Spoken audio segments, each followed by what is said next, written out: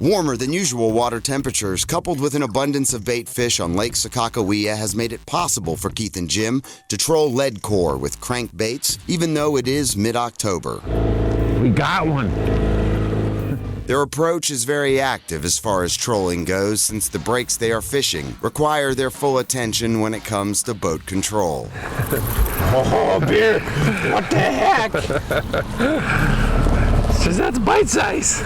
So one of the tricky parts about fishing these sharp breaks with crankbaits is that you got to keep your baits right close to the bottom, and pretty much the only way you can have good enough boat control to do that is by using a kicker like Jim is. The reason that you need to be pretty much back on a tiller kicker is that you got to be doing two things when you're out here controlling the boat.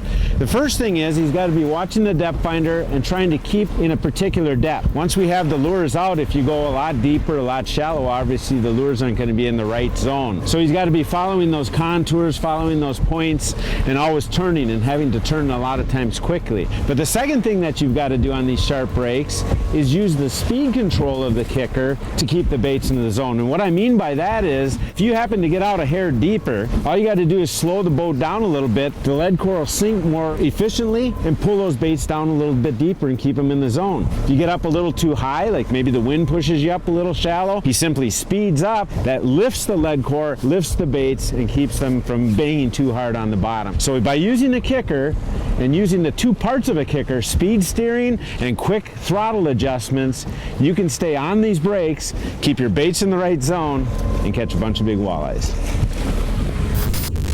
Right here. Oh, there you go.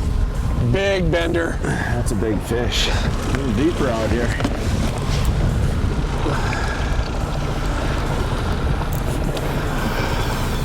180 back. It's got that rod cranked over. Yeah. It's steady now though, Keith. It is steady. Maybe the net, James, the net. All right. Grab her. Acting like a big walleye. Now it is. He's staying down right, yeah, isn't he sure is. I think that's a big walleye, Keith. Could be a really good one. Look at what color I have out there. I think the old fire tagger. That's a big eye. It's gotta be. 24 feet. Gotta be. He sure is staying down, isn't he? Yeah. Extend that net just a little bit. In fact, why don't you move that rod out of the way? We don't want to be messing this one up. Beer's in good position back there, see? Huh? Here he comes. Here he comes, Jim. That's diver down. Here comes the leader. Here comes. Oh, that's a beauty, Keith. That's a beauty. Yeah! That's a good one. Oh, there we go. An old fire tiger here. Came through. Let me see here. Here you go. He hit it. Look at it. He really T-boned it too. Yeah, Right on the middle hook like that. That's a good sign when they do stuff like that. Definitely. It was interesting though. We kind of dropped out a little bit deeper. I dropped back this leadcore to 180, so that's almost a little over 5 colors of lead we had out. Thank you, Jim. So it was getting down there, I'm sure, pretty close to the bottom, down to 35, 36 feet. Doubled over. I was a little afraid, though. I was really concerned with that. No, I didn't like Pike that. shake. Oh, come on. Not a pike. No pike. No pike.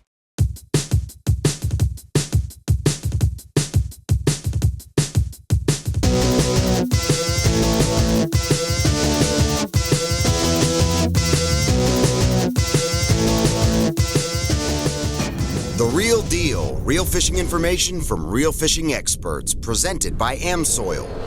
The last few years, Keith Kavaias and I in particular have been talking a lot about crankbaits and fishing walleyes. One of the baits that you hear all the time coming out of our mouth is flicker shad. Flicker shad, flicker shad. There's a reason for that.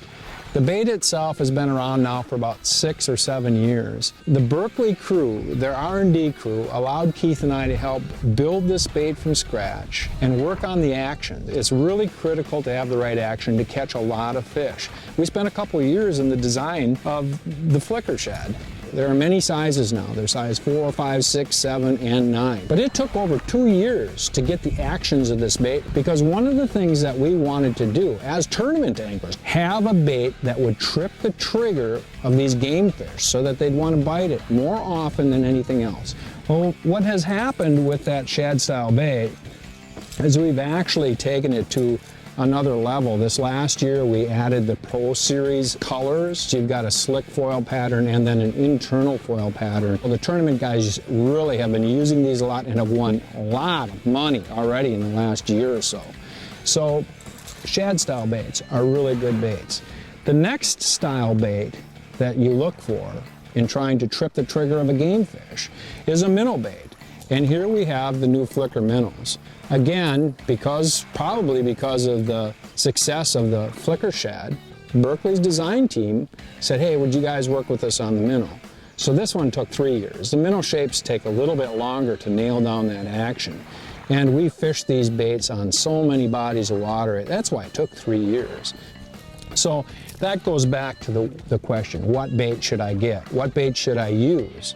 Well, we've narrowed it down to 2 basic choices in terms of what the fish will use 90% of the time. That's shad and minnow, right? So your job is to carry a big enough assortment of different sizes of baits so that you can literally give them any type of profile that they're looking for.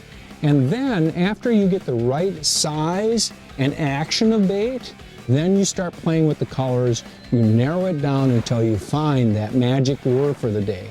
That's exactly what we did in all of those years of development, is we let the fish tell us the story on these baits.